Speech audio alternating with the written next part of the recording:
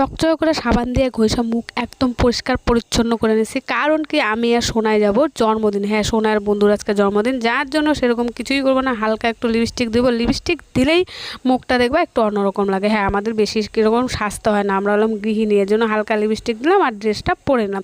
সাথে পরে নিলাম টিপ। আর কানের আমি খুব কম পরি, ঘরে পরি না, তোমরা জানো। তাও আজকে কেন জানি মনে হলো এই ড্রেসের সাথে এই কানেরটা যাবে, যার জন্য পরে নিলাম। এখন বাঁধবো চুল, কিন্তু বিশ্বাস করো চুল বাঁধবো বলে যখন খুলেছে না, এত ভালো লাগছিল আমি নিজেকেই দেখছি এত করে। আসলে ঘরে সেরকম তো চুল টুল ছেড়ে থাকা হয় না, সবসময় খোপা আর কাটা লাগিয়েই রেখে দিই। এখন চুলটা ছাড়ার পরে দেখে অন্যরকমই লাগছে। যাই হোক, অত অন্যরকম দেখা লাভ নেই। চুল টুল ছাইরাই সাধারণ জন্মদিন খাইতে যাওয়া যাবে না, যার জন্য ধমাধম চুলটা বেঁধে নিলাম।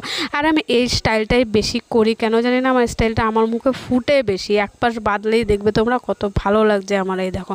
কিন্তু এত নকশা করে লাভ নেই, সাথে সাথে আমি আরেকটা পাশও চুল করে নেব, কেন কি দেরিও হয়ে যাচ্ছে। সোনা এদিকে ঘ্যান ঘ্যান ঘ্যান ঘ্যান করতেছে যাওয়ার জন্য। তো এই হইলো আমার ফাইনাল লুক। কেমন হয়েছে অবশ্যই বলো। কোথায় যাব, কি আছে?